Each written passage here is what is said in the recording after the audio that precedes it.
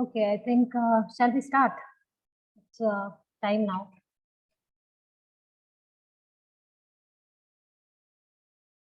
Okay, good afternoon all. Thank you for joining this webinar on challenges in caregiving for older people. I'm Dr. Sherin Paul, professor in Department of Community Medicine at Pushpagiri Institute of Medical Sciences and Research Center. Today we have three eminent speakers to talk about different aspects of this topic. Considering the fact that we have very limited time frame, I think we'll quickly move towards our presentation. So what I'll do is I'll give a brief introduction to each speaker before each presentation, and their profile will be posted in the chat box. So at this point, I think we may not be able to take many questions after each session. So probably you can drop in your questions into the chat box, which the panelists or the speakers can directly answer to. So moving on to our first presentation, our first speaker is Dr. Elisabeth Schroeder Butterfill. She is the Associate Professor of Gerontology at Center for Research on Aging, University of Southampton. Her research work is mainly on the care networks and familial support systems of older people, primarily focusing on Indonesia and Global South. She was my mentor and guide while I was doing my MSc in Gerontology. She was an excellent teacher, and we had a great rapport, and that association continued. And I'm really glad that she had agreed to be one of the speakers for this event today. She will be presenting on challenges in meeting older people's care needs, balancing expectations and family resources. Over to you, Dr. Elisabeth. Thank you. Can you hear me well? Yeah. Yeah, good. Yeah. No, thank you so much, Sharon, for inviting me and giving me this opportunity to talk about my work. And the delight in having worked together is definitely mutual. You were a wonderful student, and I'm glad that we're still in touch, and we've published a paper together. And I'm still hoping eventually to get Sharon to do a PhD with me, but who knows? So thank you very much for this opportunity. So my name is, oops, how do I get my slides to move on? Sorry. There.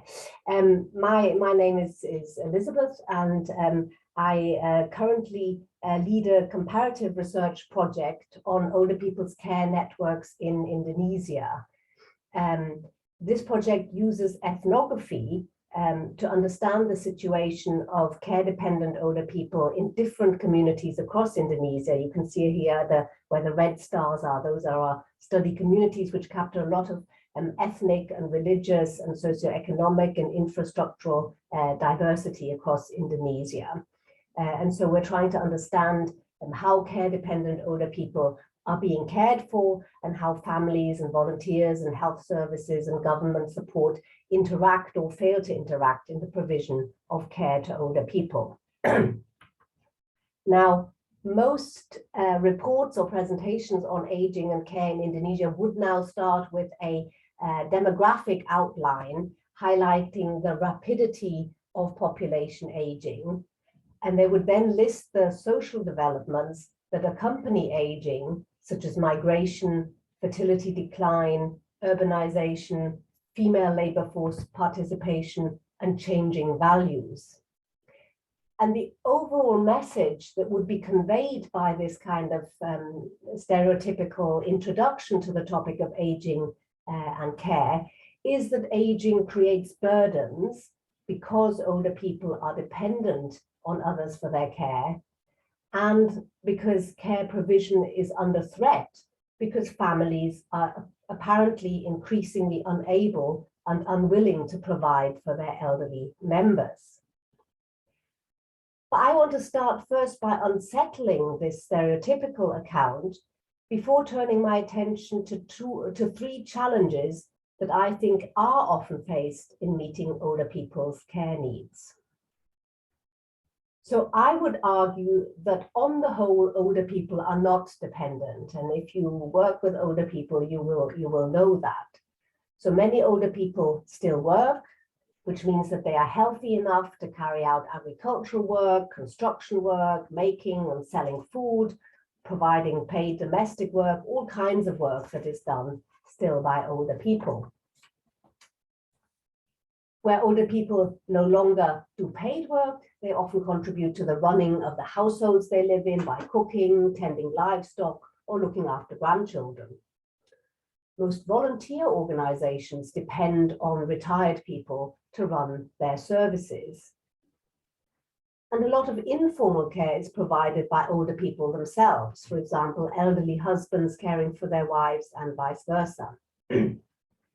And what is more, older people don't typically want to be dependent. So in our research on older people's care in Indonesia, we much more often hear older people complain about being forced into inactivity, being forced to sit around quietly, rather than hearing complaints about lack of care. Also, statistically speaking, it's usually only a small minority of older people who at any given time require practical help or physical care. So typically, activities of daily living type of dependence sits at around 5 to 10% in any given population of older people. So in terms of people who need help with getting dressed or using the toilet. So really the key message I would say is that dependence in later life is not the norm, and aging does not create unsustainable burdens on societies, although we will see in a moment that at the level of individual families and individual carers, you can encounter unsustainable burdens. The other point is that on the whole, families are willing and able to provide care. So despite declining fertility levels across Asia since the 1970s, most people who are currently elderly had their families when fertility rates were high or moderately high. And rates of voluntary childlessness were and remain very, very low.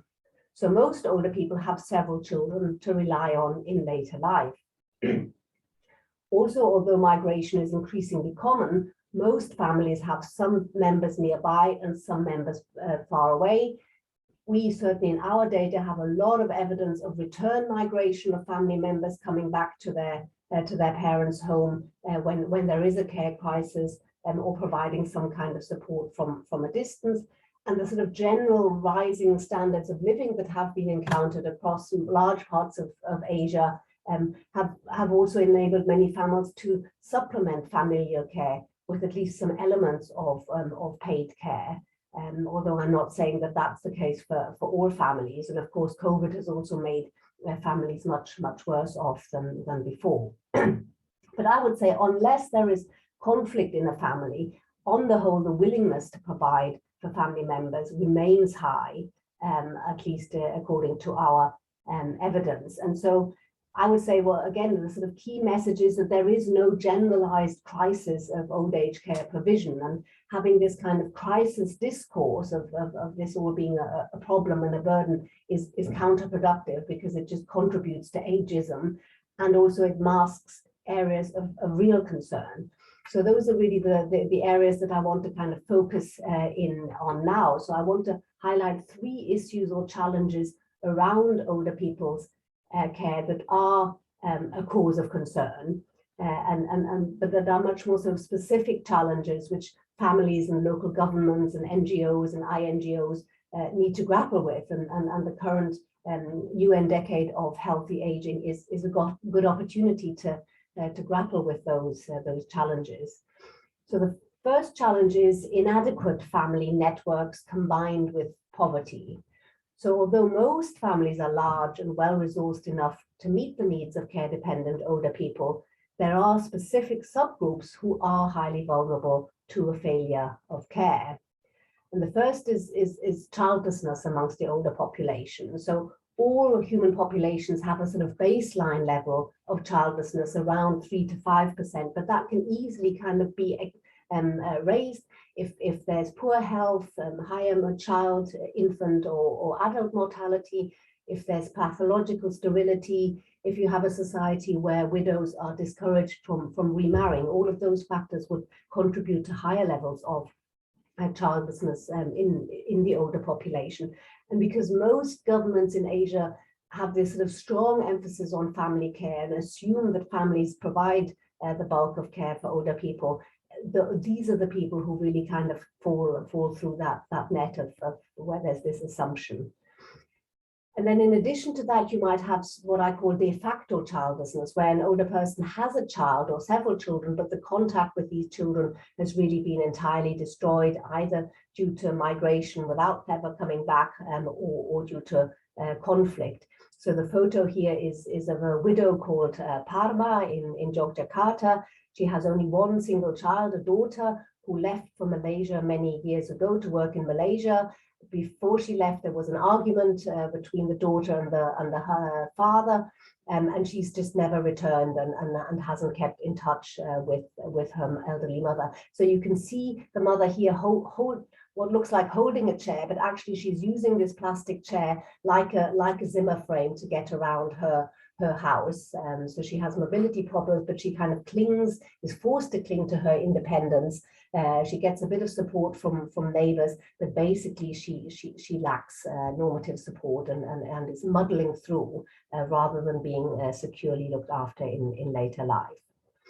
So I think what the sort of questions that this raises, and that you can maybe sort of think about in whatever context you are working in yourself, is kind of, do local communities know who these vulnerable people are who don't have access to normative sources of support, and how can they support these older people? The second challenge is around gender and age inequities arising from care provision. So again, most older people are part of these large family networks where support provision is maybe shared amongst several members, but often the care still falls on the shoulders of one or two people who are expected to provide the lion's share of care, and that can then quickly result in kind of unmanageable burdens and responsibilities. So here in the photo, you can see a woman called Mutaya, who's herself no longer young, but she cares for her elderly bed-bound mother because her only brother died a few years ago. So there isn't anybody she can sort of naturally delegate to, and Mutaya is childless, so she doesn't have children as grandchildren who might get involved to help.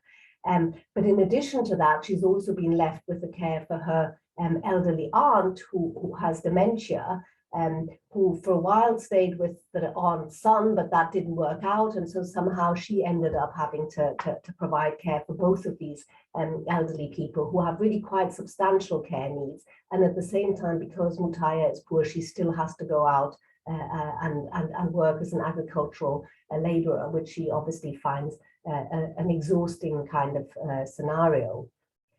And so this is an example where kind of it falls on the kind of woman with the lowest power in that kind of family network to provide the care. But we also found age inequality. So it's not always automatically that it's the woman who needs to provide care. So here you see in the red shirt, you see a man called Radhi, whose wife had several strokes, which left her bed-bound and with considerable care needs. And although Radhi has 4 children, including a daughter who lives in the same house and another daughter who lives very close by, in the sort of negotiation of care in that family, it really fell on him to leave his job as a construction worker to provide the care, because the daughter who lives with them has a good, well-paid job, and the other daughter has several children of her own. So it can be, especially in situations where the younger generation is more highly qualified and therefore has better access to well-paid jobs, that it kind of is left with the older generation to provide the care, even if that's a man. So I think it's sort of important to be aware of these sort of equity issues that arise in long-term care provision, but also to check how these play out at the local level, and see whether it's again sort of older people who might be losing out in this kind of negotiation or struggle. And then finally, the final challenge I want to highlight is the sort of lack formal support for older care-dependent people and their families, because I think that really contributes to the burdens and inequities that I've just outlined. So Indonesia, at least, and I could imagine that India is not so different, has very enthusiastically kind of embraced active and successful aging. So there's a lot of public discourse about the marvelous contributions that older people still make to their families, to the economy, to care work, to volunteer work. And a lot of policies are aimed at kind of maintaining older people in work, and a lot of emphasis on preventive health and health checks are in place. But older people who are frail, who are ill, who are bedbound, who suffer from dementia are really quite invisible in public policy provision and also in the media discourse. So they just kind of don't really appear. They're kind of marginalized in this discourse. And this means that even though Indonesia has quite a good network of healthcare provision right down to the level of the communities, that healthcare provision really depends on people accessing that service themselves. So you have to be basically ambulatory. You have to be able to walk still or be taken in a wheelchair in order to access these health services. And so if you're bedbound or housebound, and your family members can't afford to kind of transport you there, then you basically don't access healthcare anymore at all. And in addition to that, there's really no authoritative voice which challenges the widespread belief that decline and ill health in old age are natural manifestations of aging. So there's this sort of discourse that, oh, this is old age illness and there's nothing you can do about that. And that also contributes to this idea that, well, there's no point in older people accessing health services. And you really need someone from above to kind of challenge that kind of discourse and that assumption. And I would say that the sort of lack of formal support for informal carers matters because it leaves family carers really unprepared to deal with the difficult challenges that can arise in the caring journey. So, for example, questions like how to interact with people who have dementia, who keep wandering off, who refuse to eat, who have very low mood. So we often think that caring should come naturally, that it's somehow kind of easy and a natural thing to do. But I think that that ignores the real sort of medical, psychological, and nutritional and spiritual knowledge that is sometimes needed to provide good quality care. And therefore, even if you have a system that relies to 90% on family carers, there's still a role for providing support and guidance and training and reassurance for these family carers. So in the photo here is a woman called Femdi and her son, and her son really lovingly and unquestioningly cares for his bedbound mother. So there's no kind of question about him feeling responsible for her, but he had this sort of he said to me, what do I do about these bed sores? How do I prevent bed sores? How do I cure them? Should I put something on them or not? And I mean, I wasn't able to help in that sort of situation, but there is a sort of real need for training and knowledge and support.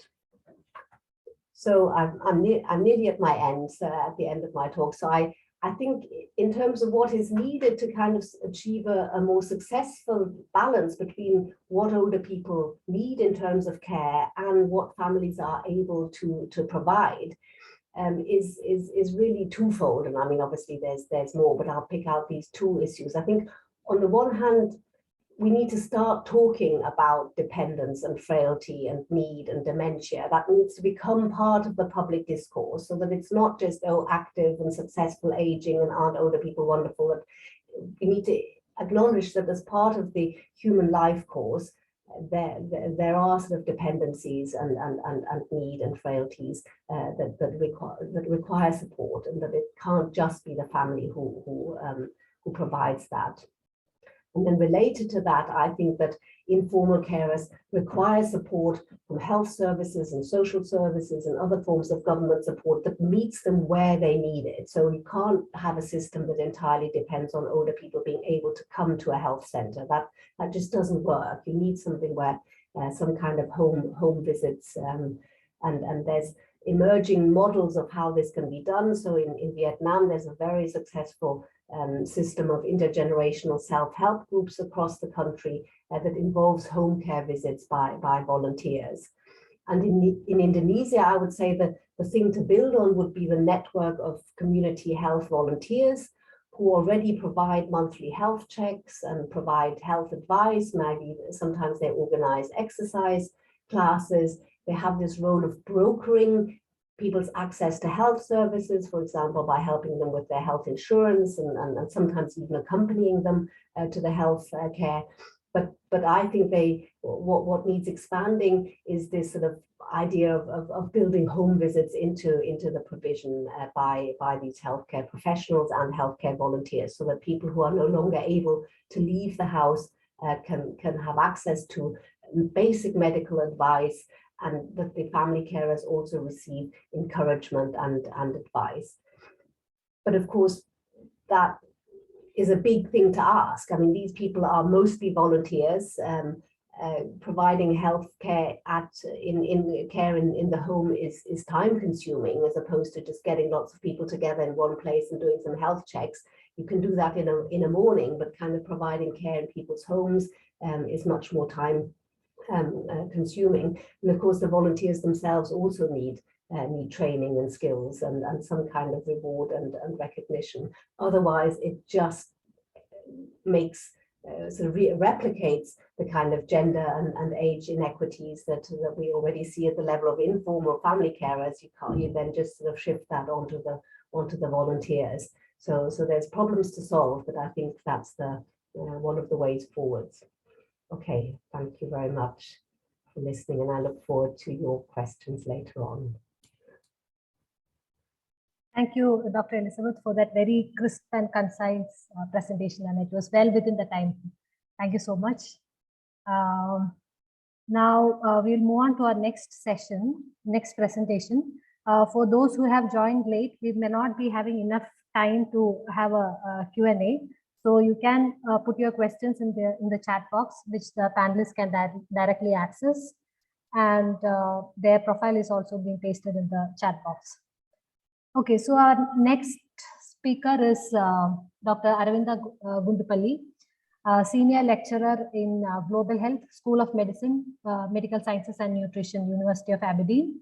Her research interest mainly spread between India and UK. In India, she is mainly looking into health inequalities among older population and also about food insecurity among migrant workers. And in UK, it's mainly about food and fuel poverty among older people. And I got the opportunity to listen to her talk in many of the BSc, British Society of Gerontology meetings. And I like the way she put out numbers in a very logical and very sensible way, especially people like me who are numerically challenged, I must say. So when I approached her with this, she was very encouraging, and she has agreed to speak on the need for data transparency and availability to address health needs of older people, sharing from her own experience during the COVID-19 pandemic. So thank you, Dr. Aravinda, and over to you. Thanks, Sherin. I'll try to share my screen. Thanks for this wonderful kind of, saying about data, because I was going to worry after Elisabeth's nice kind of picture and, storytelling, I'm going to bombard you with numbers. So get ready for that. So hopefully you can see my shared screen. I don't know what you are seeing because can you see my shared screen? Yeah, slides. Now it's fine. Okay. Sorry, something happened again. I think I've lost. Okay, hopefully it should work now, and I swap it into. Can you see the first slide now? Yeah. and it's moving. Yeah. Okay. Yes. Thank you. Thank you. Thanks, Sherin, for this invitation. It's a pleasure being here, and also pleasure being here with Elisabeth, who is also a colleague. Worked at Southampton and continue to know her professionally and personally as well. So it's a pleasure sharing this platform with her. So today I'll be talking about the need for data transparency and availability to address health needs of older people, with the special focus on sharing from the experiences during COVID. So the presentation I give comes from some of the publications I had during the COVID period. I have some screenshots here of the papers, and also they stem from multiple talks I've provided during the COVID period, showing how data transparency is missing in relation to older adults during COVID, and how it is very dangerous for situations like this, where older adults are particularly vulnerable based on the evidence that we have for both mortality and morbidity. So what I want to do is emphasize from simple kind of data challenges to complex data challenges, some specifically focusing on COVID. When COVID started, there was not much data available in India. So there was like bits and pieces of information provided by different health professionals or individuals. But then there was a crowdfunding page called COVID-19 India that started, and everyone started following that crowdfunding page that provided daily number of confirmed cases, active cases, recovered cases, and number of people died. But we didn't really receive kind of the ministry level data, summary level data, individual level data for specific characteristics or age specific mortality or infection data for India. And it was really a particularly challenging time, because even if governments wanted to provide any data, it was not possible because our systems were not really ready to provide such kind of data. So we had to rely on the crowdfunding pages, crowdsource pages that just picked up data from different sources. As you can see here, for example, the latest data I took was 6th July. They completely stopped collecting the data from November. So already from June, July 2021 onwards, the data collection kind of went down, because with Omicron variant, the fear was much lower. So the data collection exercise dropped. But by that point, you could see that number of people died were 412,563 with COVID. There was no age disaggregated data provided, and 31 million were confirmed to be COVID positive, because the test data in India was relatively strong. So we didn't even know the case fatality ratio, what was going on. But then what happened was, when COVID-19 started, we did not have census immediately at that point. The last census we had was 2011. So put differently, we don't even know our denominator. So if somebody would come and say, how many older adults are there in India and what kind of risk do we have? Or how many vaccines do we need to prepare? We don't know the denominator, because we know based on the census 2011 that there are 100 million older adults, 103 out of those 73.3 lived in rural areas. So the kind of challenges started with even thinking of denominator, capacity building within each state also for various kind of care provisions, or planning the COVID tests, or planning vaccines as well. We didn't have the denominator. But I'll talk about, did we prioritize older people while talking about data as well, because it's not just sufficient that we have data, but if there is no intention to prioritize or support older adults, then it's also another challenge as well. So I'll talk about it. And also the data came mostly from urban areas compared to rural areas, because the test capacity was also very high among urban areas compared to rural areas. And also the data entry challenges were much lower in urban areas, because they are used to a bit more of complex kind of data entry mechanisms compared to rural settings where they never had to enter the data, because the scale of pandemic was very large, where they didn't have the capacity to deal with the number of patients going to different hospitals. So again, most of the data entered had missing data on age, missing data on sex. So when you go to the platform and download the data from the COVID-19 platform, you would see that majority of data are missing data.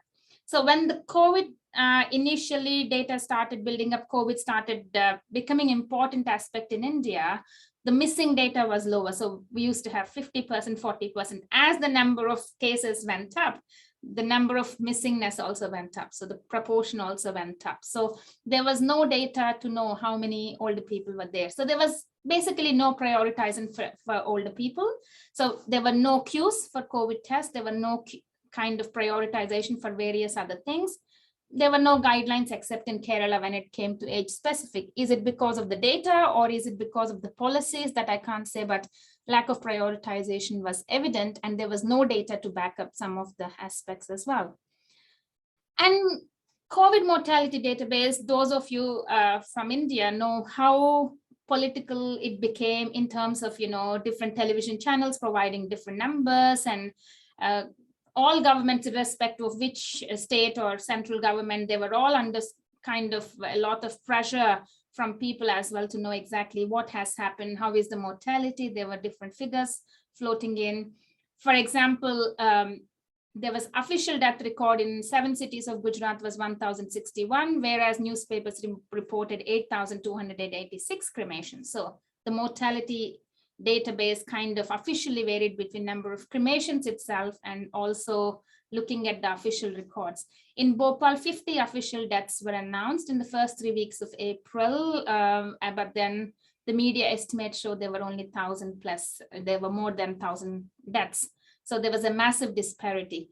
The government of Bihar also had to revise their mortality estimates after the High Court told them to make changes. And then suddenly their deaths moved from 5,424 to 9,375. But many people still say that's undercounting of deaths. And that doesn't really represent what has happened in India. So the point is it becomes really complicated from a policy perspective to plan how many oxygen cylinders are needed, how many comorbidities are there, so how many people with comorbidities, or what's happening to kind of plan, prepare for this COVID pandemic where comorbidities, especially like diabetes, were really, really risky, including cardiovascular diseases as well. No data available, nothing even on the basic level was easy to get. So then there were data journalists and RTI activists who then went to different states and asked for Right for Information Acts. So using the Right for Information, they went and got data sets on mortality from different smaller regions. And I don't want to go in depth into all these different graphs I'm showing, but what I would like to show is that here, for example, in case of Madhya Pradesh, you see that the first wave in 2020 somehow seemed to be not very different. The mortality data seemed to be very similar to the previous waves of 2019-18, but you can see in 2021, there was a sudden increase in March. And then if you see in Uttar Pradesh, it looks really kind of interesting in a very unusual way. It's just going down. So the mortality is going down in 2021, when in every state it has picked up already in March, whereas in UP, it was showing, again, putting questions on, kind quality of data. And again, if you look at Bihar as well, you see that there was some increase in mortality, but 2021 again had a bigger spurt. So if you look at different states, they all behave differently. South Indian states did a little better in terms of trends. For example, if you can see here, Andhra Pradesh and Tamil Nadu, the 2020, you can see, as expected, a bit of increase in the mortality and then a bit of reduction, and then the Delta variant comes and the mortality shot up really like crazy, almost reaching up to 150,000, 100,000.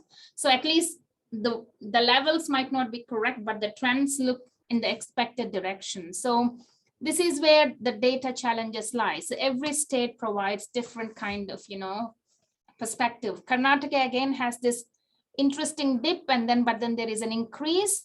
So this dip looks very kind of interesting, that suddenly the mortality went down compared to all the previous years. It might be possible that there were less deaths, that people were sitting at home because of lockdown related things, but it's a bit unusual.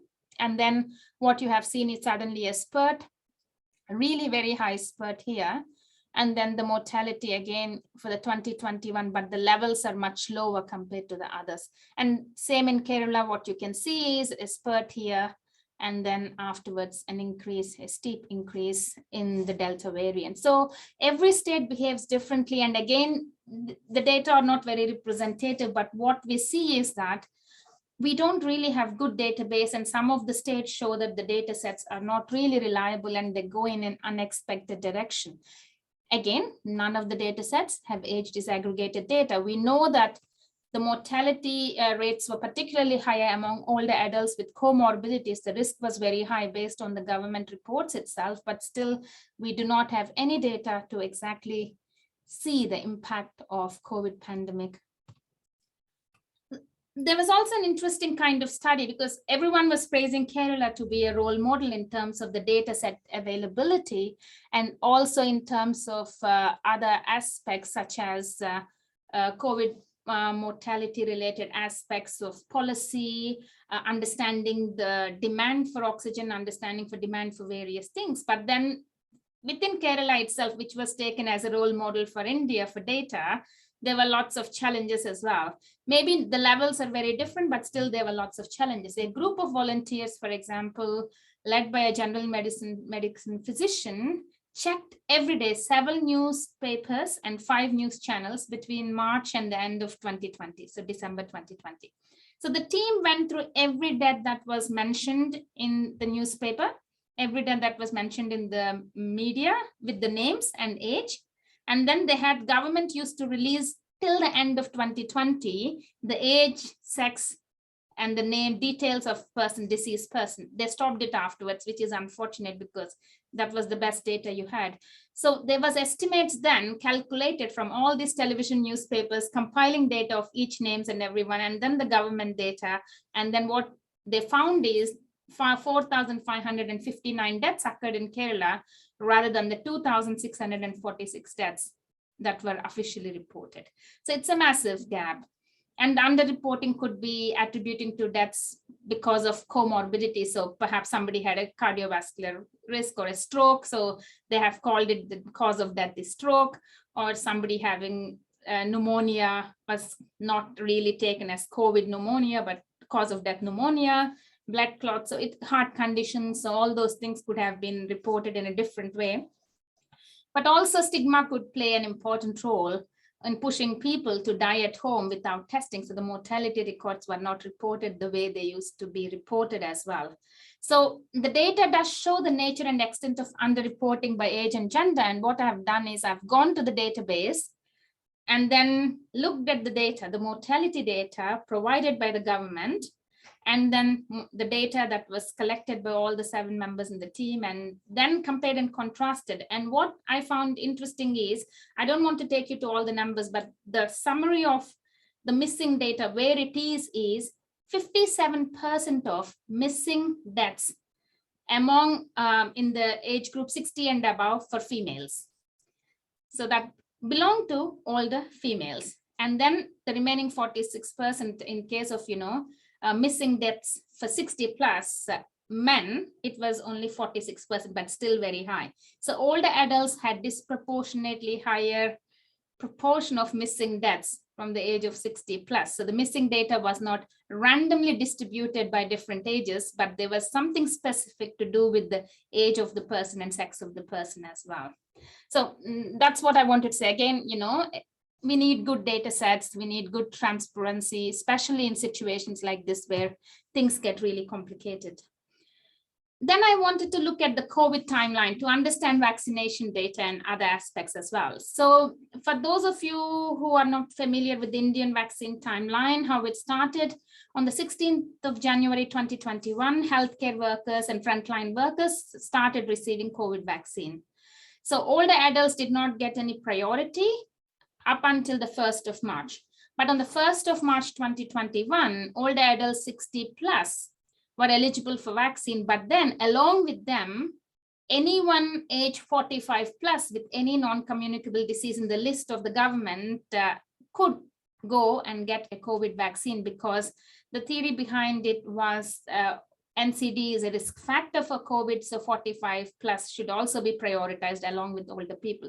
So put differently, older people never had priority like we have seen in most countries, especially in Europe or North America, where older adults receive much more priority, and care homes were really receiving a lot of attention. In India. Nothing of that sort happened. At that point, nobody knew how many people were living in care homes in India. So I'll talk about that aspect also, that data missing part also later. But so there was 1 month of window for older adults along with 45 plus, but already 1st of April, anyone 45 plus was eligible for vaccine. So that means they didn't need any NCD. So the competition started between, different age groups. So it was slightly kind of changing. I'll show you some graphs as well and how it impacted. And from the 1st May, immediately a month later, everyone 18 plus above, irrespective of any condition, was eligible for vaccine. So what happened to older adults? So again, data transparency, I want to show in terms of how the things were moving. So if you look at this Indian vaccine coverage by the 4th of July, I have taken all the numbers and I have taken the denominator as 139 million older adults, because based on the census 2011, there were estimates using the medium estimates and how many older people are there. So using those estimates, 139 million is the denominator. And based on that, I have calculated by 4th of July, 2021, what's the vaccination kind of rate for different older adults and age groups. And we can see here that 49.6% of 139 million older people had a first dose, and only 18.5% had a second dose at that point. So that's a very, very low, given that older adults have very high risk. What you see is really, really scarily low kind of vaccination numbers. So what I've done is then I started looking at the trends and looking at the graphs by taking the dates of changes. So the first brown line you see is the date when anyone 45 plus was allowed to take vaccine. And the second line, 1st of May, it shows that everyone 18 plus was allowed to take vaccination. And this is the all India data. So the older adults are this blue line, and you can see here that up until this rule change, older adults had higher proportion of vaccines, and the new rule comes, anyone 45 plus can take. And then suddenly older adult vaccine rates generally are kind of going down, and then 45 plus take. And then suddenly 1st of May, as you can see, actually even before that, it seemed to be that lots of younger adults are getting, vaccines. So they are like going up already by the 1st of May, and then they overtake everyone. So even though the evidence suggests that age has a particular kind of risk factor, and age with comorbidities could really increase the risk factor, there was no prioritization. And also then it became really difficult for older adults also, because they have to compete and again queue up with younger people to get it. And most of them are not used to the system of, app to get registered as well. So older adults did not have the capacity or understanding of what was happening. So children had to help them. But if, family members are not having technology or having other challenges, or they don't have any supporters, or they have vaccine hesitancy, then it just goes down because they don't want to take. So interestingly, Kerala had a different kind of picture.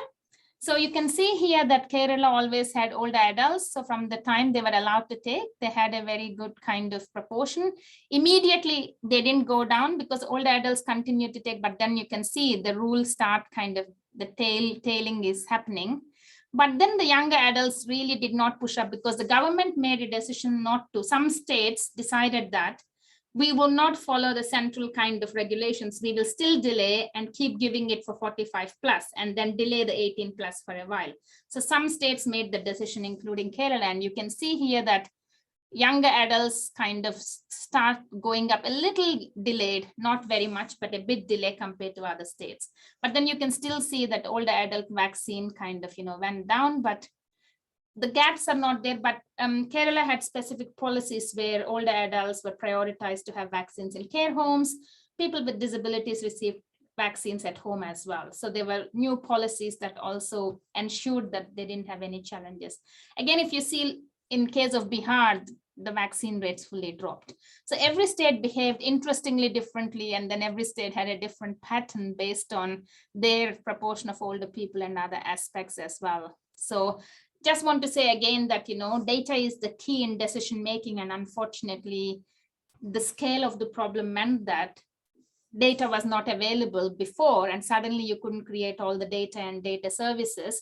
And there was no kind of evidence on vaccine planning as well, even though government itself has said that it is important to look at their own data, because government released in October 2020 press release where they showed that 60 plus with morbidities had the high case fatality ratio. The risk of the mortality risk was the highest for them, 24.6. And then you can see 45 to 60 years with comorbidities then goes down to 13.9. But then their estimate showed that 60 plus years without comorbidities, the mortality was much lower. But still, if you think of it, all these three groups played an important role, and not prioritizing older adults and not having data meant that we do not know what exactly was going on. And then also there were so many other data sets the government could have used and policymakers could have used, where LASI, which is the longitudinal study of aging, recently released data before COVID that showed age-specific cardiovascular database, diabetes risk, hypertension risk, COPD, and you can see here that with age, the risk is increasing. So in all the conditions, you see that with age is a risk factor for all of this. So with comorbidities like this, plus COVID, all the adults had a particularly high risk factor. So it's a very kind of, challenging aspect. And, it sounds like I'm being negative, but I'm just trying to be very pragmatic that it's about lives. I'm presenting a lot of data, but I'm aware of the fact that every person there is an important person. So if you're looking at 100,000, we are talking about 100,000 lives impacted by it and their families impacted by it. It's a massive scale. While I don't want to use data as a redundant kind of mechanism of lives, and I'm not telling the lived experiences, but what I want to show with all the slides I have shown so far is that data transparency is absolutely important. We need to know what's happening, and it's really important for us to plan the caring, health provision, even the risks and other kind of aspects based on the data, because it's really important for us. So starting with the basic thing on how many older adults are there in India, we need to have that information to begin with, and disaggregated data as well. Also, we don't have any information on current living arrangements of older people in India. We don't have age-specific mortality, morbidity data that we can rely on, and also health insurance or affordability data. None of these are available. So just want to conclude this presentation by saying that all these are absolutely important for policy perspective, and data transparency with or without COVID is relevant, but situations like COVID show that if you don't have data, the society will be in a greater risk because you don't know who is the most vulnerable. We can't plan according to the needs of people. Thank you very much. Thank you, Dr. Aravinda, for that crisp and nice presentation. We will now move on to the next presenter. In the meantime, I was told that for the attendees, they are not able to see the chat box. So in that case, they can put their questions in the Q&A box if you have any questions. Okay, so my third speaker is Dr. Mariamma Sanu George. She's more popularly known as Dr. Nirmala. She's a development consultant focusing on local governance, finance, gender, and social justice. She has the experience of working with both government and non-governmental system. And she was previously involved in various climate adaptive programs focusing on capacity building and sustainable action plans. Until May, she was an advisor to Kerala State Finance Commission. So when I thought of the topic, programs by Government of Kerala for the care of older people and the challenges in its implementation, I could not think of a more better person than Dr. Nirmala. So thank you, ma'am, for accepting our invitation, and over to you.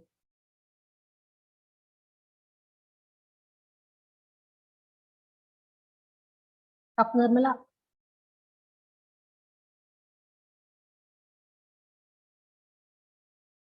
I think our video is stuck. I think we lost her. I think her image is stuck. Yeah.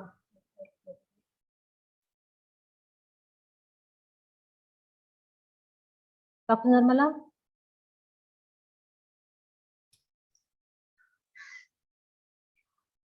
Hello, can you hear me? Yeah. Yeah, I think there was some disconnecting. That's why I didn't get it. In between got disconnected. And first, at the outset, let me thank Pushpagiri Institute of Medical Science and Dr. Sherin for giving me this opportunity and inviting me to this session.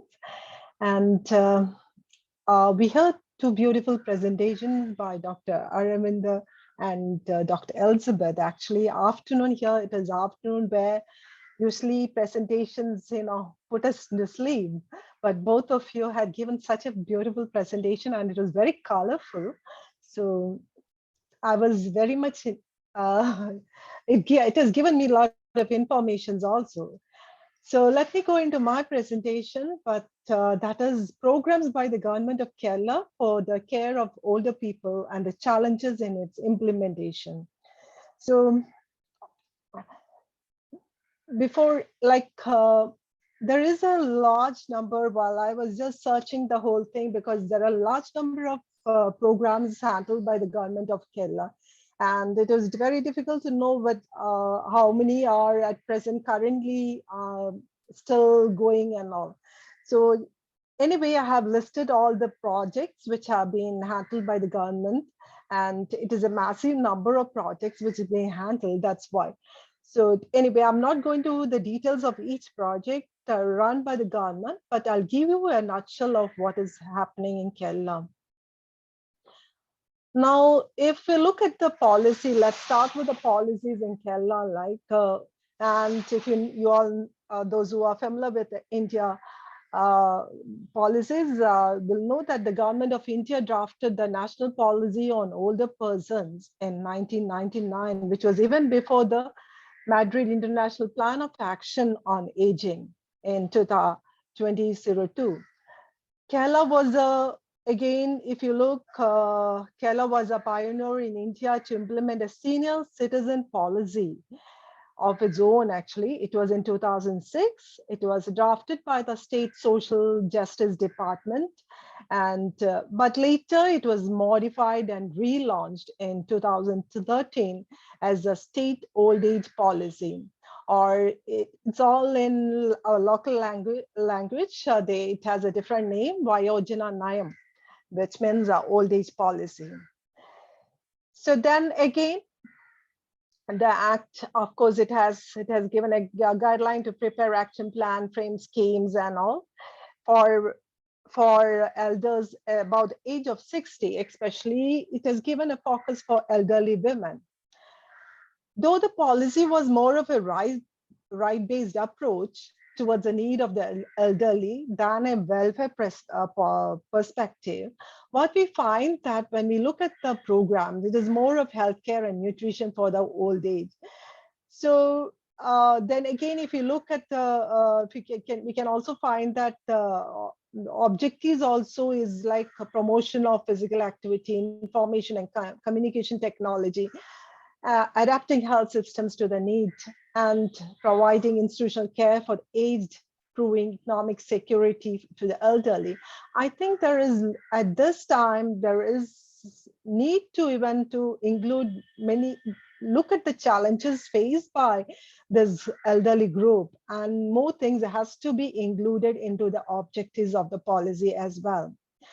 Kerala also has come out with, I think Kerala is the only state in India which has come out with a state palliative care policy that was just before the COVID 2019. And then we also strongly have the Maintenance and Welfare of Parents and Senior Citizens Act implemented in Kerala. So these are the policy or regulations part which I can bring to your which I can present here. Now, if you look at the status of the elderly, we find that I just made a symbol, as Dr. Aravinda said, we are dependent on 2011 census. So anyway, but still to show the comparison how Kerala is in this, in the case of senior citizen, where Kerala stands, I just wanted to show. That's why I'm made this numbers here, shown these numbers over here. If you look at this, according to 2011 census, the elderly population in India is 104 million, which is growing at a rate of 2.7 per annum. And the share of population over the age of 60 is projected to increase from 8% in 2015 to 19% in 2015.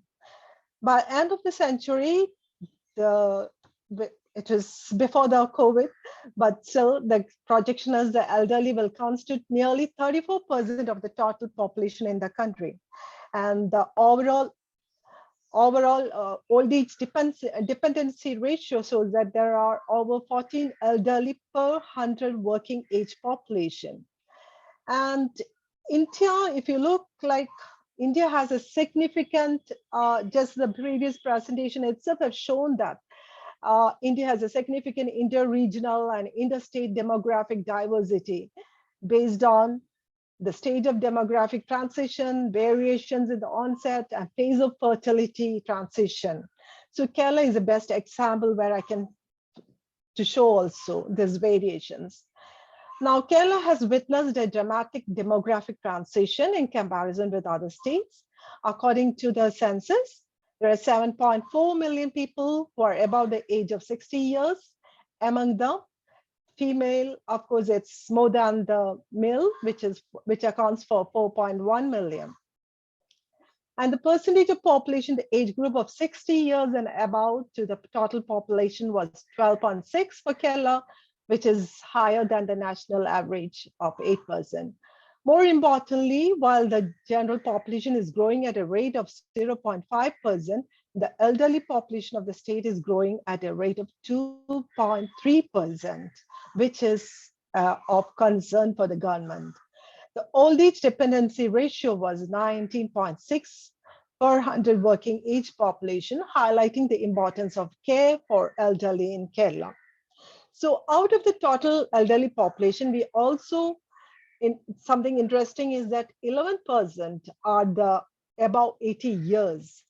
Now, so it all means, again, statistics shows that 1 in 8 persons in Kerala were found to be 60 years of age and above. So there is a top-heavy age structure, means that the elderly have to depend upon incomes and revenues generated by a dwindling number of younger workers. In the elderly category, women also outnumber, as I already mentioned, but among them, majority are widows. This is because of the life expectancy of female is better than the male here in Kerala. It is clear that population aging at a faster rate is happening in Kerala when compared to the rest of the country. Now, the Kerala Aging Survey has given a set of 8 categories of elderly who need care or forced. You can see on the screen. I'm not going to due to the lack of time. And the key demographic changes, as we all, Kerala's health model it's well known, but I just want to highlight which are the key demographic changes which helped us as declining fertility rate, reduction in mortality, and reduction in infant mortality, increase in life expectancy. All these factors were remarkable milestones, and Kerala is known to have various other factors also there are, and I would like to go into the other factors which has helped us to behind the age structural transition, which has helped. So there was an increase. If in the 50s and the 1950s, we can find that there was an increase in the movement of labor force from Kerala to the Gulf region. And this was due to the large investment which was made in the education and health services. So people got better education, and this helped them to move into the Gulf countries actually. And here also, the female education played a very significant role. It delayed the marriages and childbirths as well. And this helped to bring down the infant and mortality rates significantly. So this positive factor has led to demographic shift, which have crucial challenges for the state now. Now, as a result of the shift from, also we can find that the result of a shift from joint to nuclear family structure and the displacement of younger family members, from the state for better education and employment purposes as also a challenge for the care of the elderly now. This displacement has a direct effect on the care. So this forces the government to spend more on elderly senior citizens pension or healthcare measures or social benefits for them, rather than cater to the economic development actually. So, and if you look at the state interventions, which is happening here, like overall, what has the Kerala government done to address these issues? The role of it is very I had already mentioned the policy making process, what in my first slide. And if you look at the social security and the social protection schemes for the elderly population also fall under the responsibility of the state government. And here the Social Justice Department and the Kerala Social Security Mission and the local governments in Kerala play active role actually. And we have here the state government has constituted an appellate tribunal for each district and appointed the district collectors as presiding officers of such tribunals. And actions, there are also the police department also plays a crucial role. They have to build a comprehensive action plan for protecting the life and property of senior citizens with the help of various civil society organizations. And they are supposed to visit houses of senior citizens and arrange under their jurisdiction of the police station. And the Social Justice Department also conducts lots of medical camps and adalats of maintenance cases. And we have a large number of old age homes set in, registered under the Orphanage and Charitable Homes Act 1960, which are functioning according to the provisions of the state government rules and regulations. Now, as a civil society organizations also play a major role. A committee is also constituted by the government to study the conditions of the civil society run old age homes to make suitable recommendations for providing right-based services as well. And the state also celebrates certain days like the Elder Abuse Prevention Day on July 15th, Alzheimer's Day on September 21st, Old Age Day on October 1st. And also a lot of technical and financial support through the local governments, which really plays a crucial role today to implement a lot of projects taken up by the state government. And recently their innovative approach has come up by another government institute called Kerala Institute of Local Administration, which does the trainings for the local governments. They have come with an innovative idea of age-friendly local governance. So they have started the training programs for that. And the tourism sector recently has made sure that there are tourism projects are barrier-free. And 70 destinations across the state has been made disabled and elderly friendly. Now, I would like to make very specific the roles played by the local governments also overall. We have the local governments have to make the guidelines given by the state government as they have to earmark 5% for the welfare of the elderly and the palliative care projects. This is apart from the 5% which they have to set for the children and persons with disability, Down syndrome. So that is one way of making sure that the senior citizens get what they require in the development plans. So again, apart from that, they are supposed to have Grama Sabhas or the village assemblies conducted for the elderly so that their suggestions are given respectable consideration. Then also the panchayats, local governments see that all the programs, their offices, institutions under them are more of elderly and disability friendly. They also handle a lot of programs called elderly friendly programs, which is like daycare centers, old age homes, and for the senior citizens. And So other than that, they also support the primary health centers and ensuring that they cater to the healthcare needs of the elderly. And also they provide food for the destitutes, especially for the old age destitutes. Regular foods are supplied to them as well. And volunteers are also trained for giving home care visits for the bedridden elderly persons. Here, ASHA workers and the Kudumbashree members also play a critical role in this as volunteers. And some are paid, of course, but very minimum payment is done for their service. Now they also have to do the coordination between the supply of food for the elderly through Anganawadis and the ICDS.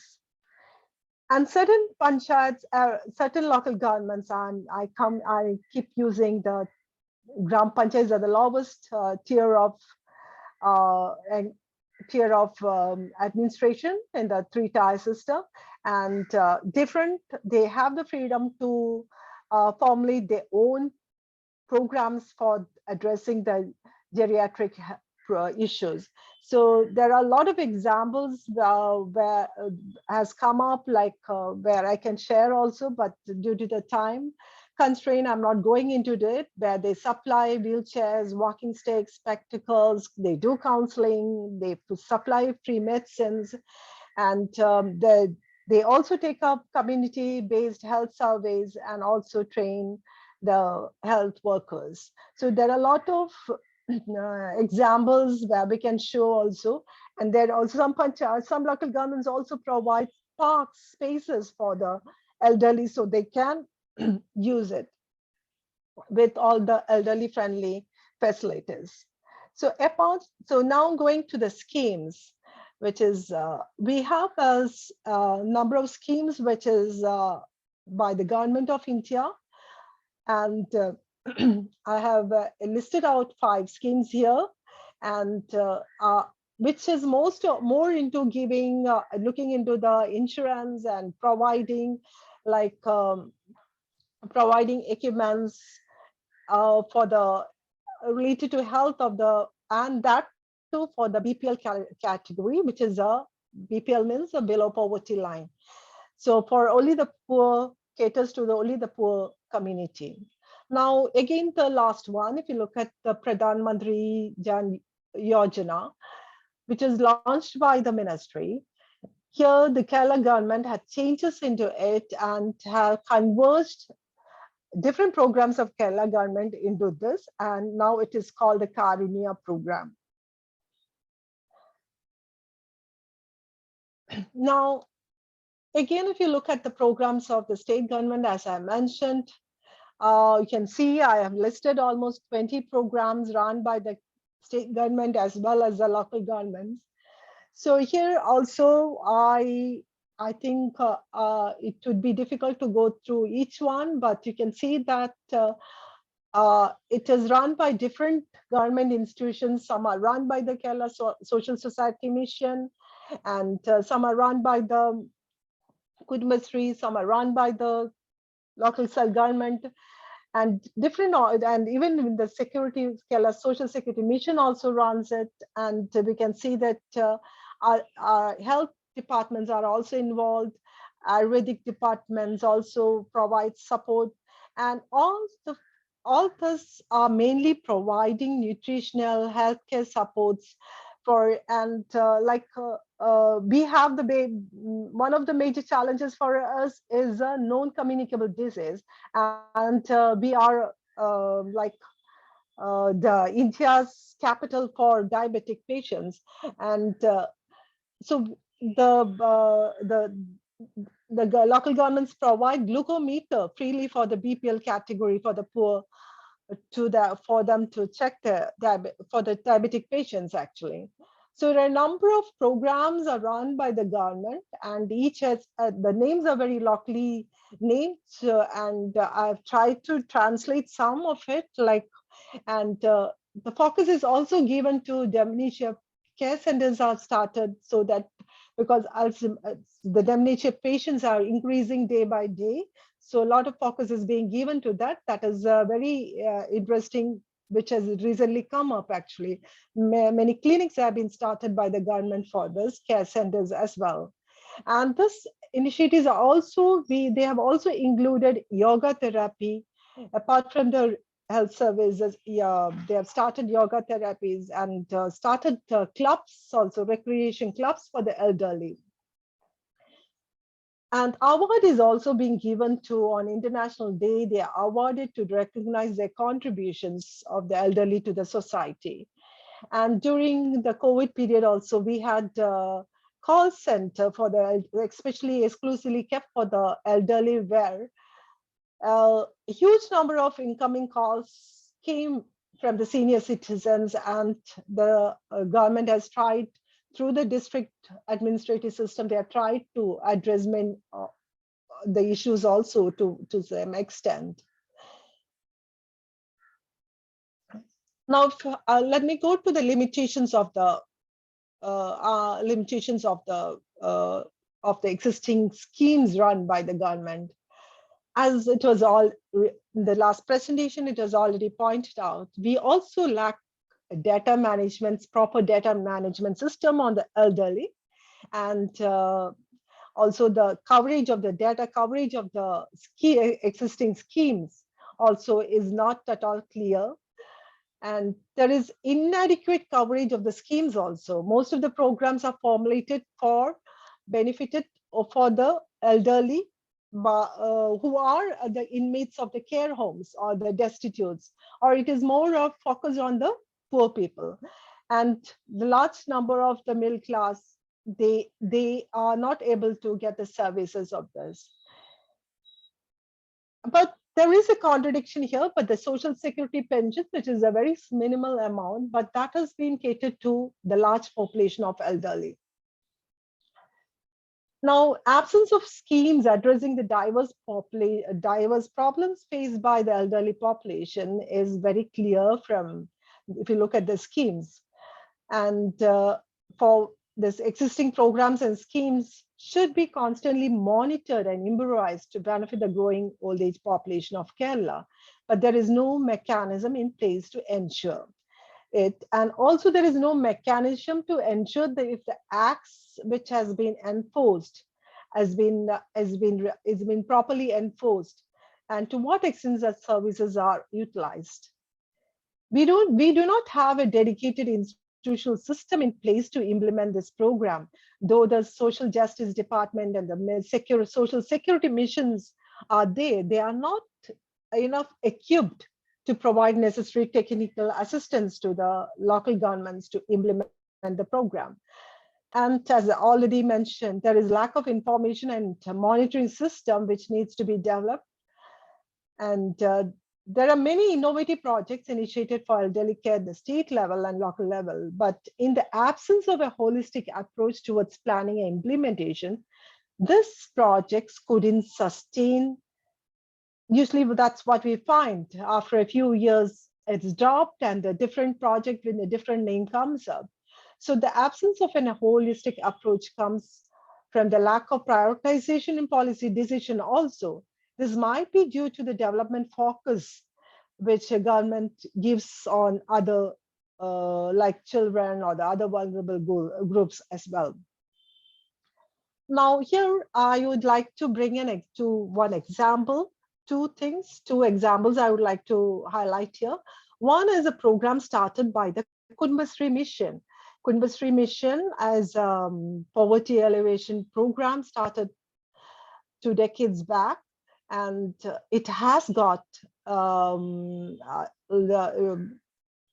organizations at the Kumbhasri CDS, it's called CDS, Community Development Organizations, at the local government level. They are registered societies actually, and they have come up recently, just before the COVID, they have come up with a program for the geriatric care program.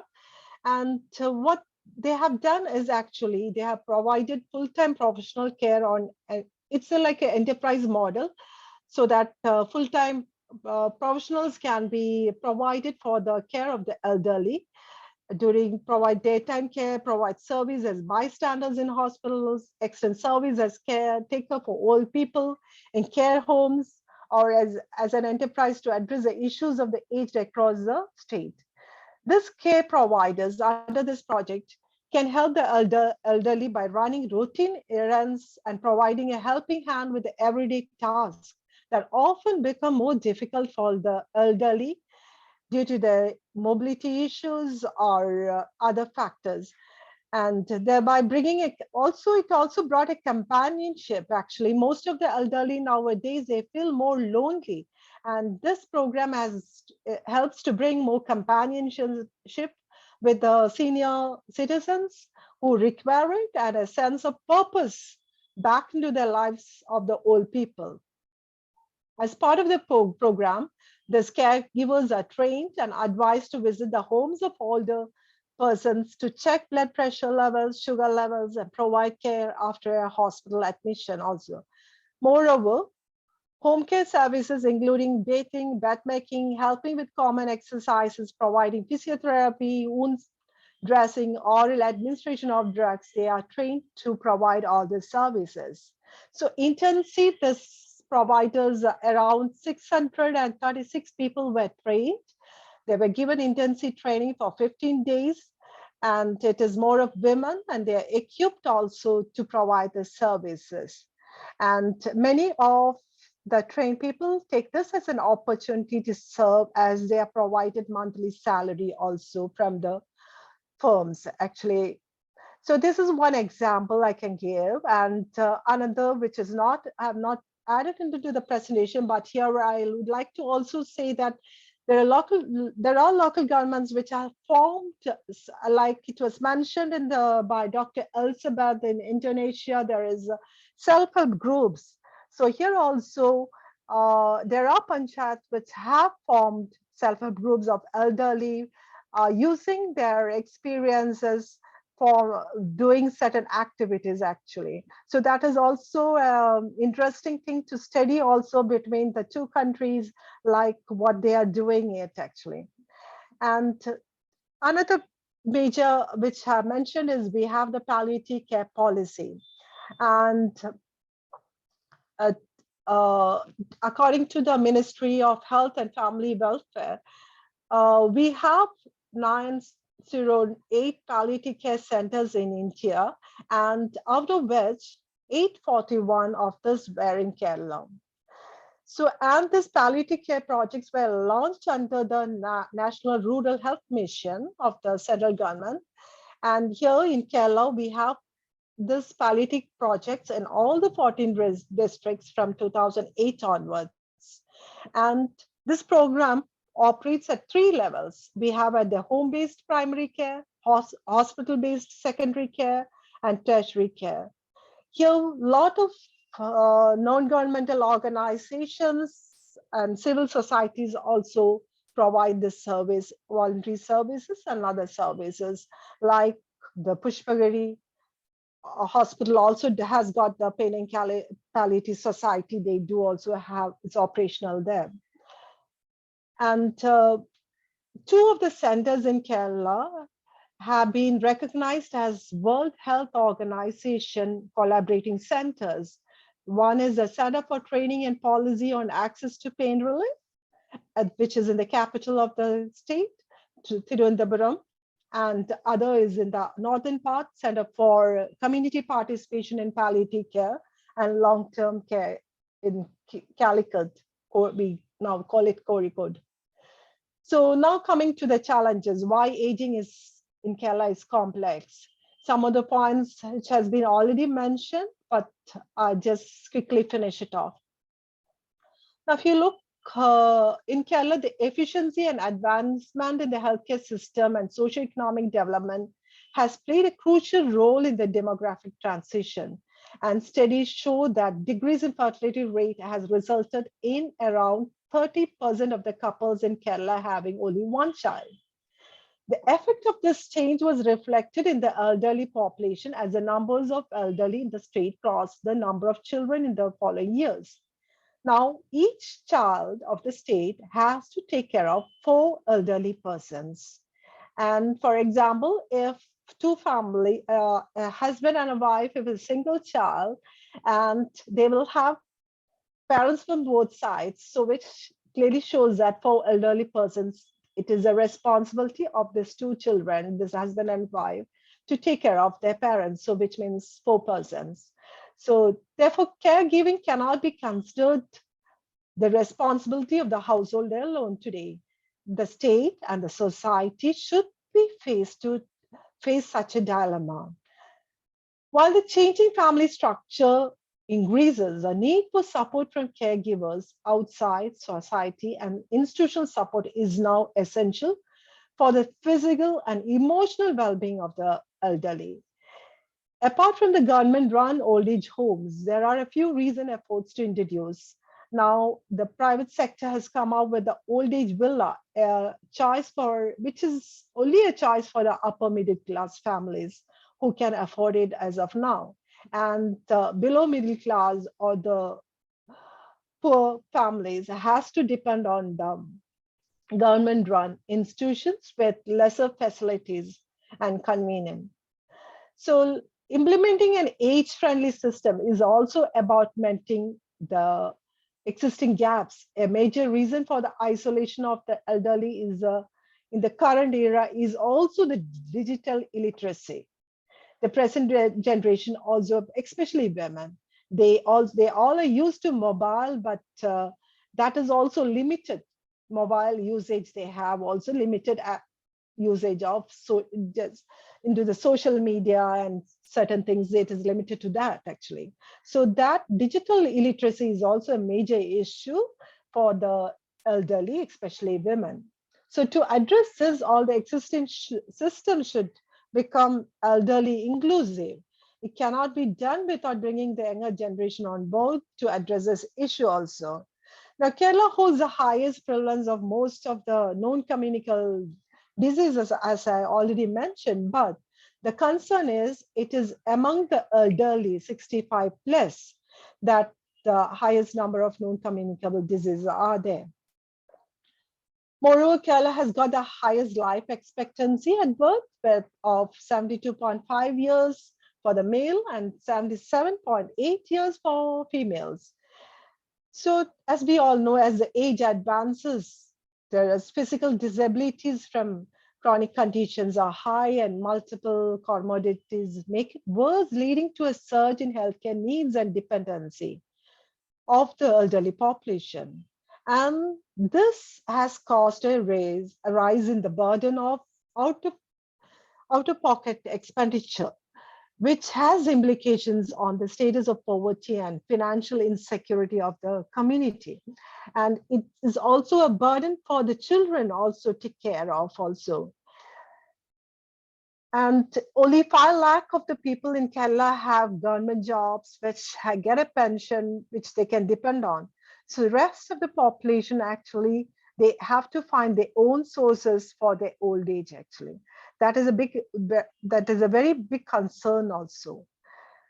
There has been overall decline in the support. That is one reason why there has been a decline in the support of the elderly.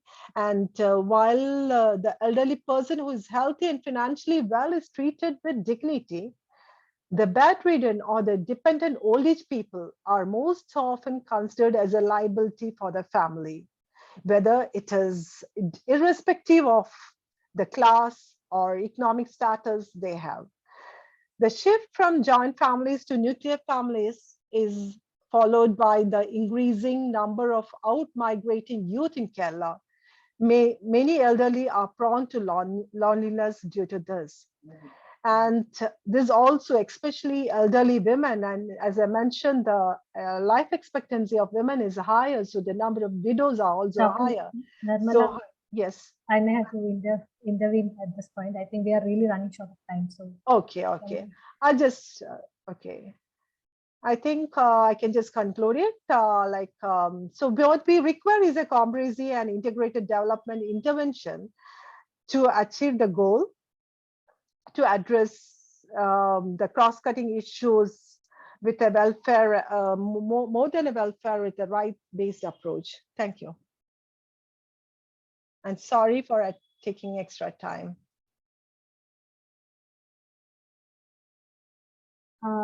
thank you, Dr. Nirmala. We are slightly short of time now, so we'll now quickly move towards our next session, that is panel discussion. So I would really thank the speakers to continue as panelists for the next session also. So we will be, this is the format that we are going to follow. We will be having 2 rounds of questions with each panelist, and each panelist will have 3 or 4 minutes to answer. And after that, if the time permits, we will take up questions from the participants, or you can put in your questions in the Q&A box, which the panelists can try and answer then and there itself. Or you can mail them your questions directly, because their profile has been shared and their email ID is available. So you can email them directly and share your questions. So now moving on quickly to the next session, I'll start with you, Dr. Elisabeth.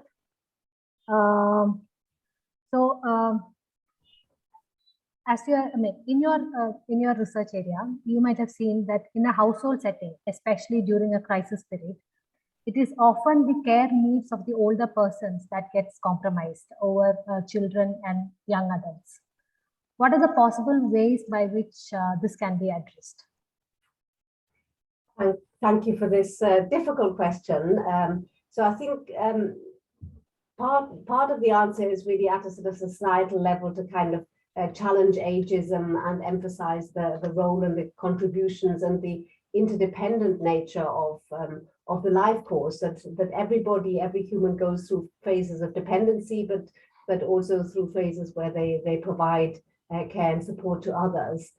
So it's partly just kind of really emphasizing that reality at the level of discourse and how we portray the life course. I think the other issue is about kind of providing older people with some kind of independent financial resource, which will kind of increase their power within the household. So having even just a small social pension, for example, targeted at older people, can have a massive impact on kind of improving their status and their decision making in the household. Because very often they do use if they do have access to money, they use it for the benefit of their grandchildren or also someone else within the household, but it provides them with a bit more independence and bargaining power.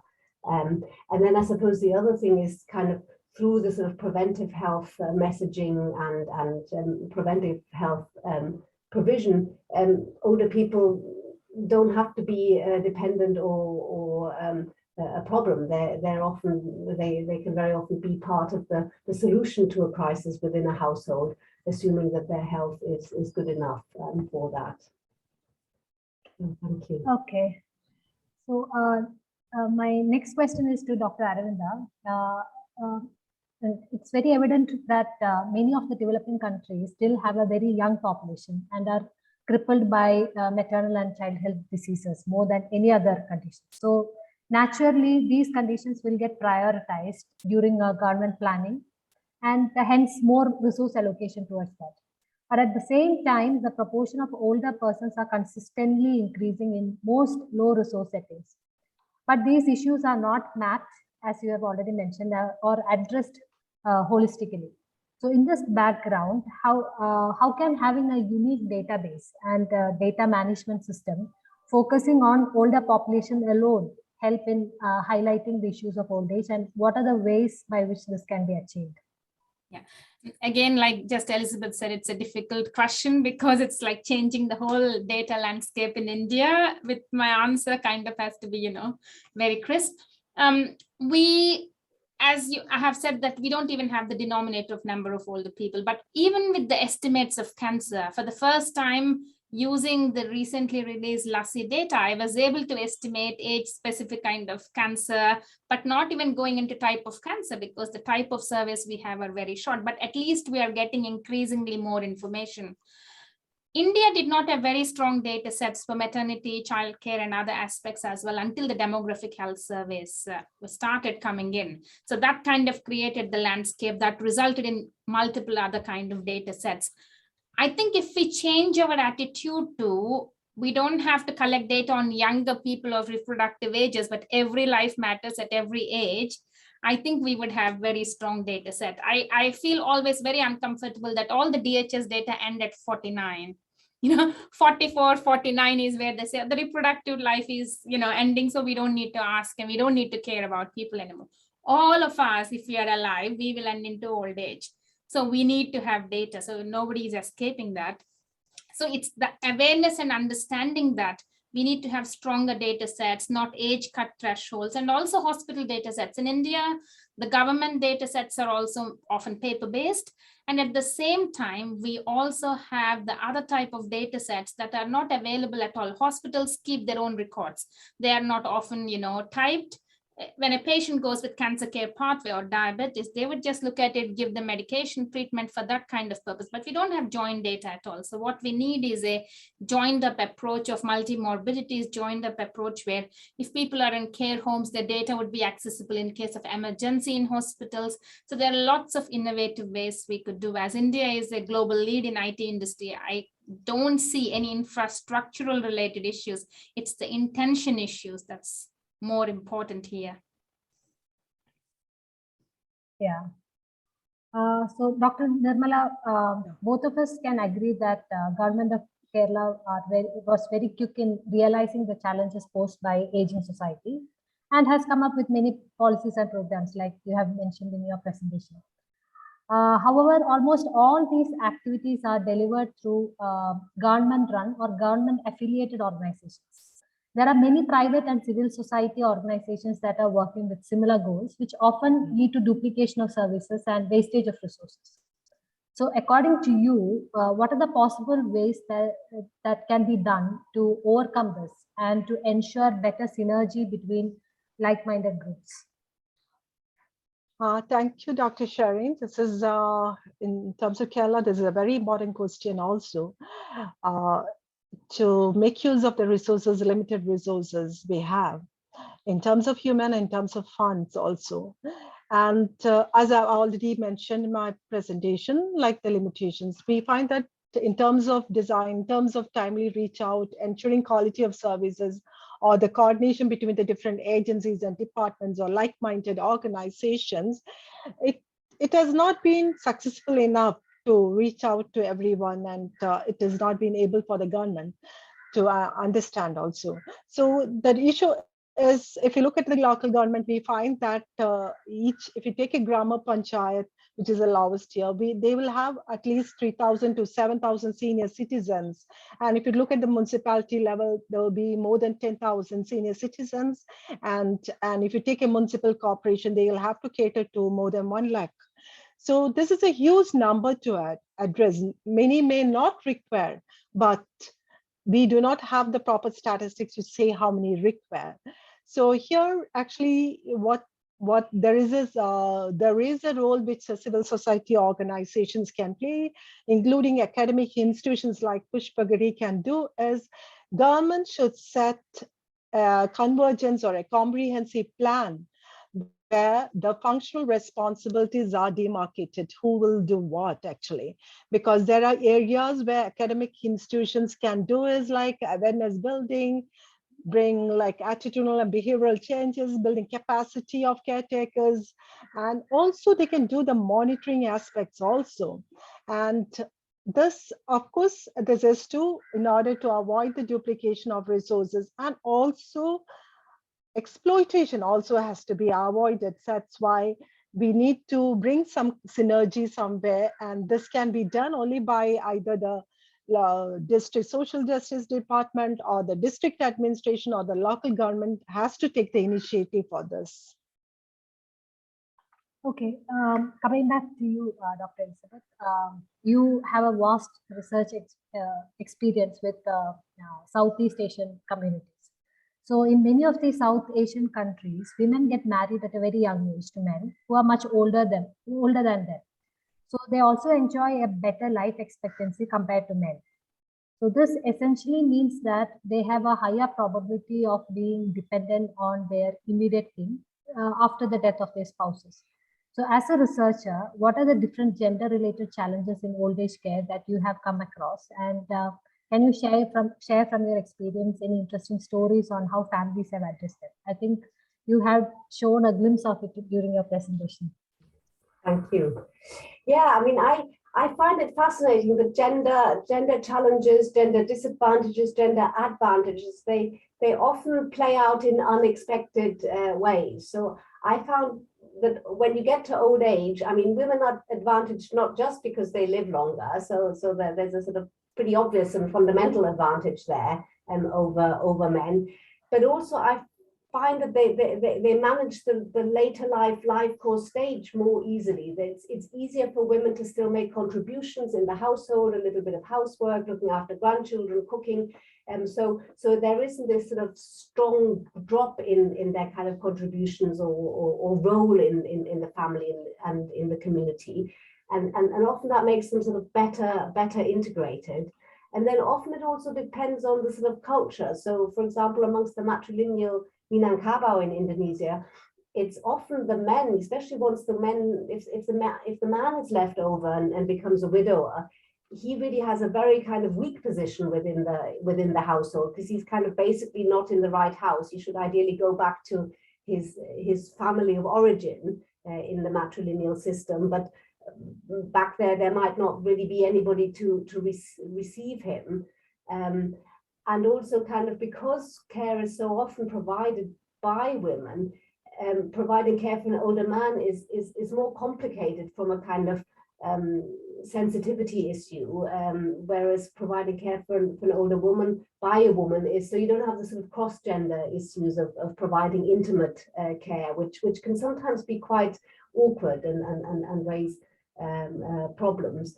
So yeah, I think it depends on the context, and I would say that having a spouse or not having a spouse is almost more important than the gender, because we have lots of examples where the elderly husband is providing quite significant care to his elderly wife.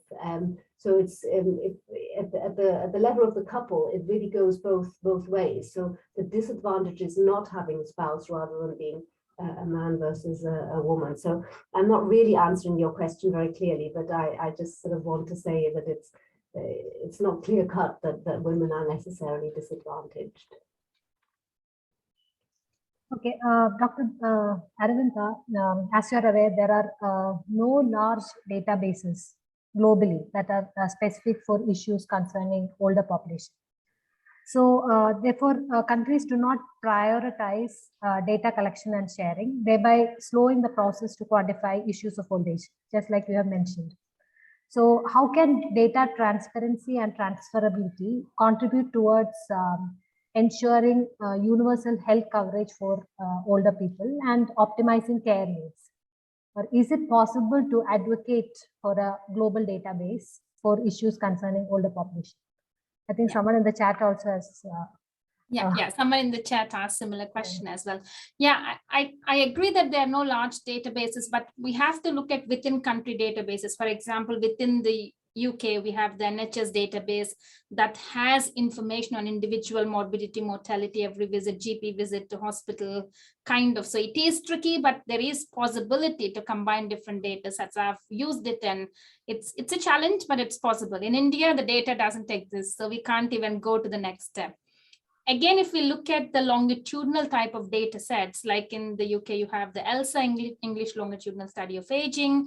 There is TILDA, which is the Irish Longitudinal Study of Aging, the SHARE, which is the European Longitudinal Aging data set. We have also HRS from the US. So most countries have some form of sampling strategy to represent the population that's there, because it's really difficult to have larger data sets. So cross-country analysis is being carried out. But when it comes to LMIC countries or countries in Asian, African, and Latin American kind of context, what you see is we don't have data sets. And when the data sets exist, they are very cross-sectional in nature.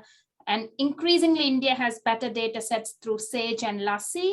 SAGE was a study of aging, and it was a global database initially when it started. It didn't focus particularly on older adults, but Russia, China, India, and few other countries, South Africa. So there was a cross-comparative element, but again, older adults' specific needs were not taken. So I would say we need to think of different level approach, like, health system records.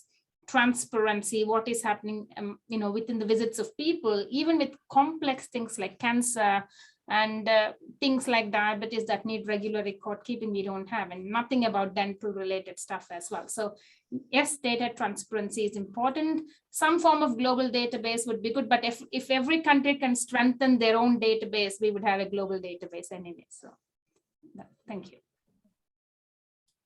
My last question is to Dr. Nirmala. So you are a climate change expert also. So I thought I'll bring this question to you. Kerala is one of the states in India that is bearing the effects of climate change in the form of recurrent floods and many other things. I mean, we both have experienced it. So whenever anything untoward happens, it is often the older people, especially those who are bedridden or those who are living alone. They are the ones who are affected the most. So according to you, what can be done practically on the ground to reduce the severity of impact of such an untoward event on the everyday lives of older people? Or in another words, what I'm trying to ask is, can we climate proof our healthcare delivery system for older population? This is actually a difficult question. I may not be able to give you a right direction on this, but it's too complex actually, climate proofing of healthcare delivery systems in a densely populated state. It's really challenging for the government as well. But I would just like to highlight one or two points which the government have started recently with, because Kerala also realized that, accepted that Kerala would be affected by climate change. It started in I think 2014, and very late they started, and the 2018 floods solely made each one in Kerala realize that we are also victims to this disasters, and it has become like Kerala has come out with the e-Sanjeevani telemedicine services. But as I mentioned also, this is not like friendly to every elderly persons due to the lack of knowledge of using it, or due to their physical or mental health issues. They may not be able to reach out using the telemedicine, and more people or elderly people like to have a face-to-face interaction with the health person rather than doing the telecommunication service using it. And Kerala also has come out with a disaster management plan in 2018 before the floods, but I don't think that has covered household. We get a broad data on what is available at each local level. By each Grama Panchayat, what is available in terms of the health systems, but we do not have a program of individual or family plan. We have not made such a thing. So unless a family plan or micro plan is done, we'll not be able to reach out to everyone. And here we can use the services of the Kudumbashree members, the ASHA workers. We have a large number of Anganwadi teachers, and of course the elected members also, who have a very direct connection with the households and the family members. So this is one way of reaching out to them also. And people also should, lastly, I would say that people also should change their mindset also, like to use communities resources or services during crisis time also to cooperate with that, which our people are are unwilling to do so when a crisis comes up. So the mindset is that it is only meant for the very poor, not for the middle class or upper class. So we should also change our attitude and mindset for this.